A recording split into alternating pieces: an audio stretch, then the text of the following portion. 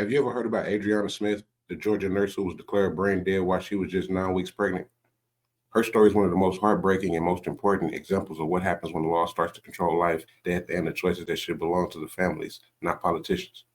Adriana was a 36-year-old nurse from Atlanta. She loved her family, her patients, and she was looking forward to motherhood. But in February 2025, her life took a sudden turn. She collapsed after suffering multiple blood clots in her brain. Doctors declared her legally brain dead. Normally, when someone is considered brain dead, they are considered medically and legally deceased. Families are then given the right to decide whether or not to keep the loved one on life support. But in Adriana's case, that decision was taken away. Because she was 9 weeks pregnant, the hospital told her family that under Georgia's abortion law, called the Life Act, Adriana had to be kept on life support. Her family said they never consented to that. They were told the state law required it. Imagine that your loved one is gone, you've accepted that, and yet you're told you can't say goodbye because the machine has to keep her body alive for the sake of a 9-week-old fetus. For 9 months, Adriana's body was kept alive by machine. Her heart still beating, her skin still warm, but her brain was gone. Her family watched in disbelief, forced to grieve and hope at the same time. They prayed for a miracle for the baby, whom they later named Chance. On June 13, 2025, Chance was delivered by emergency C-section. He weighed just 1 pound and 13 ounces, fragile, premature, but alive. Where 4 days later, Adriana was finally taken off life support. Today, baby Chance is still fighting for his life in the NICU. His tiny body is a symbol of both tragedy and resilience.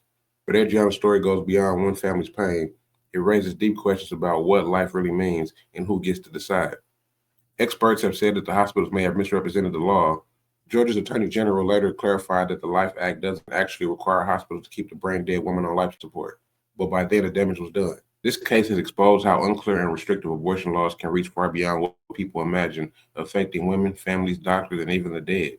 It also highlights another truth that can't be ignored. Black women in America are often denied bodily autonomy in life and in death. Adriana was a healthcare worker herself, yet even she became a victim of a system that didn't see her or her family's voices as equal. So when we talk about pro-life, we have to ask, whose life are we protecting? And when we talk about choice, we have to remember that it's just not about abortion. It's about the right to make the decision about your own bodies, our loved ones, and how we say goodbye. Adriana Smith didn't get that right. Her family didn't get that right. But we can make sure her story is not forgotten. Let's keep baby Chance in our prayers, and let's keep speaking up so that no family ever has to endure this again. Peace and love. Adriana's son was born.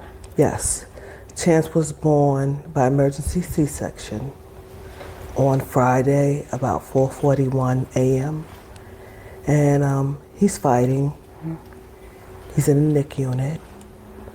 He's about 1 pound, 13 ounces. And he's expected to be okay. He's just fighting. Yeah. We just want prayers.